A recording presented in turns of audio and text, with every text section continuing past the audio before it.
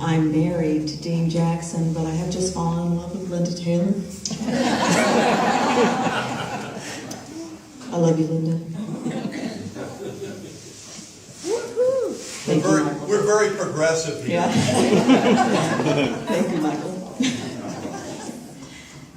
Scholars argue that there are but two themes of poetry,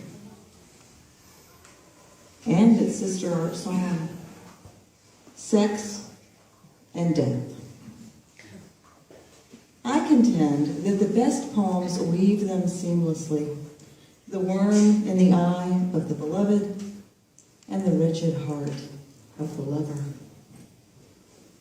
Consider John Keats' ode to a Grecian urn, in which he painted lyrical contortions of youth frolicking in immortal bliss.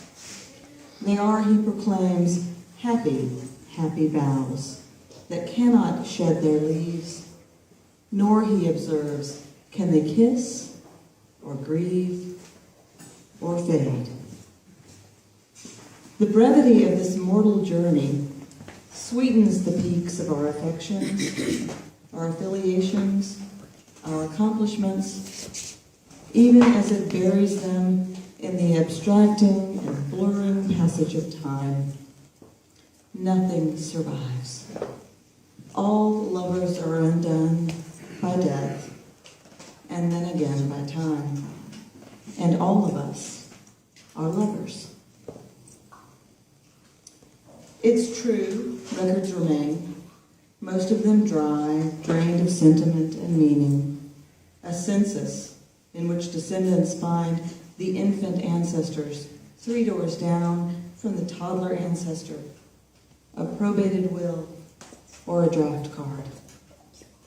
To reach beyond in any specific terms requires purposeful and archival intent, letters from the dead son deposited behind the plaster walls.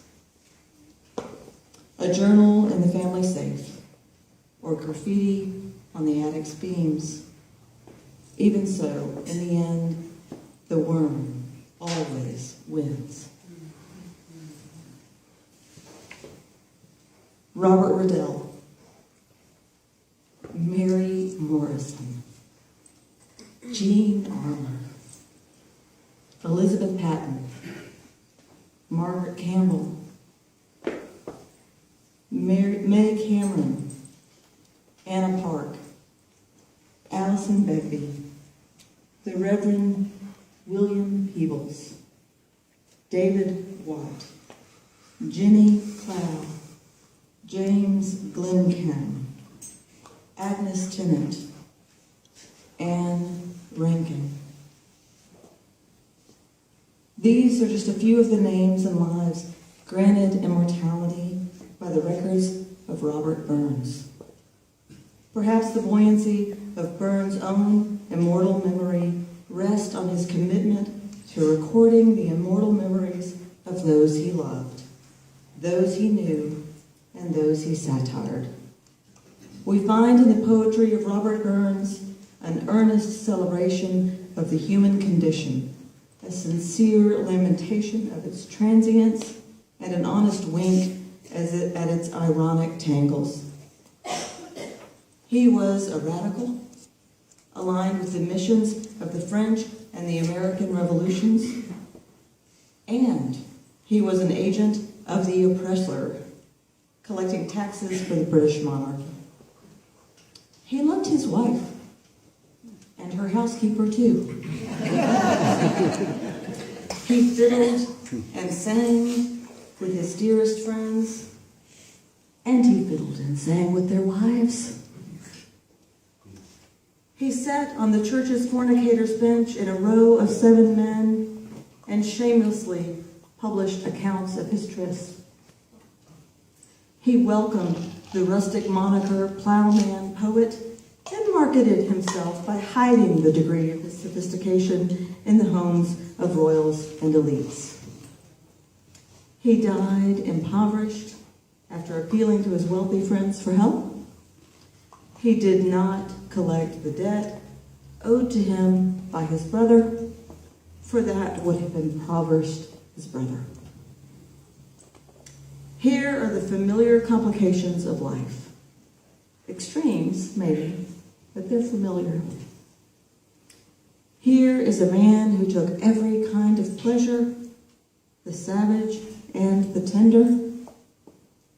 Here is a poet who celebrates womankind as nature's ideal, even as he taunts women with base and tawdry verse.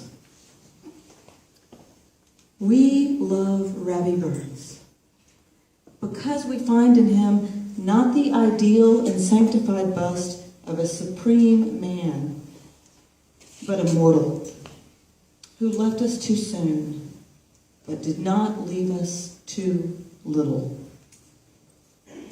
He willed to Western culture 1,000 documents, heralding the world he loved, the life he endured, the passions he engendered.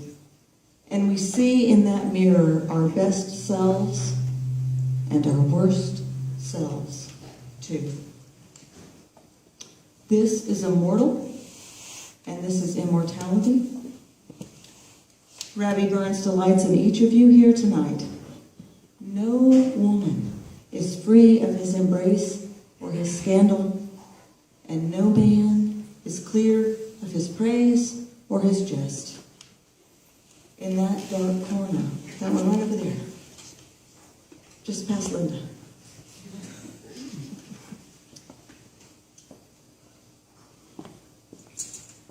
But I gotta find my spot again. That corner there. You will be met with his unsought kiss and his well-framed verse. Tonight, he plucks the worm from your eye,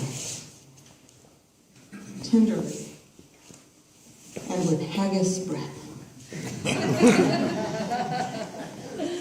So, my friends, lovers and beloved, mortal and breathing, living and dying,